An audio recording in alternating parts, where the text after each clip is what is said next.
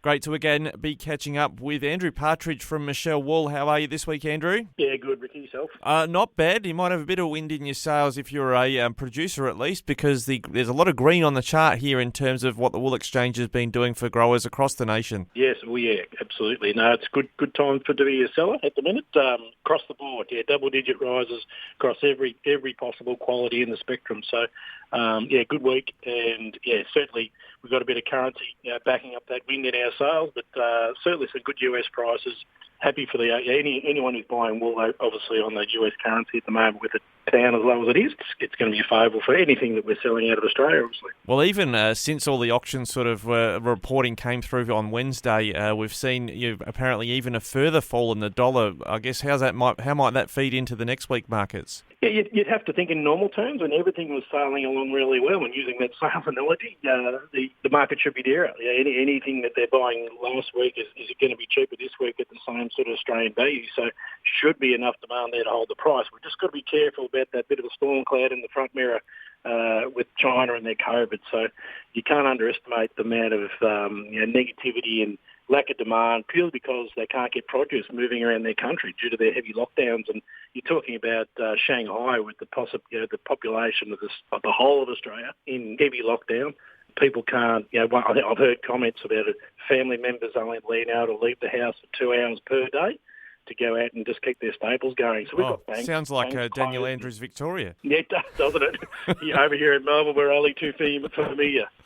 But that's sort of, I guess, keeping processors, I would imagine, out of the buying. Wouldn't there be an upward movement in potential prices for producers if that all comes on stream in China? That's it, yeah. So we're just looking at that time, and there's a bit of it's again drawing to similar how Melbourne came out of the COVID. It was a long tail. I think it is actually they're getting on top of it, obviously, with their heavy lockdown, but the tail was being longer than they anticipated. So particularly the port of Shanghai still has some issues, but that's not the only port in China. So all the other ports are soaking up all that extra demand coming out of China. And look, it is. It's certainly in Europe again. We've been talking about them. Smaller fish taking only 5% of our production, but certainly they're good. They're positive. They've come out the other end and they're keen. There's a little bit of inflation over there, but they're keen. Yeah, back on the dollar, just looking at the comparisons here in the charts, you've generously provided the...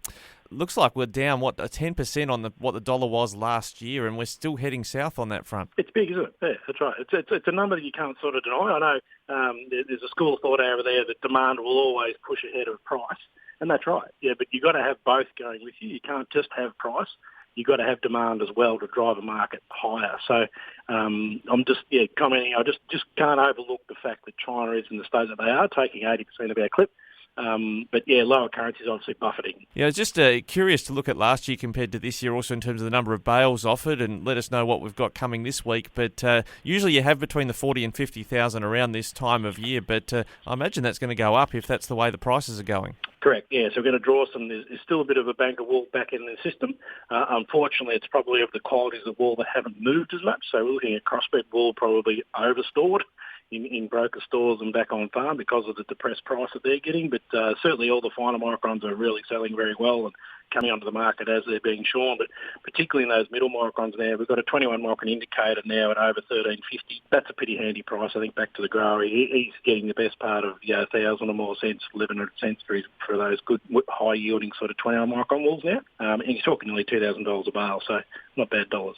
Yeah, I noticed some commentary also that usually around this time of year, farmers might be a bit preoccupied with other crops or what they're doing on the land, and sometimes that depresses activity in the market. But are things a bit more sophisticated these days? I think wool growers now, probably more than ever, if they're seeing a bit of an adverse market, they'll tend to stick to their prices, and they're happy to pass wool in or hold wool in times of probably, in general terms, they're going pretty well at the moment with all their different commodities they're growing. So they're prepared to sort of hold their nerve a little bit. And when times are good, and obviously when the bills start coming in, obviously the wool has to be sold. So and different other things. So yeah, they're a bit more sophisticated. They're watching their margins and being a bit careful about it for sure. All right, Andrew, we'll see what kind of week we have next week. The signs are positive, but you never know. Like you say, there's storm clouds in the front windscreen. Thanks for joining us today on Flow. Cheers, Ricky.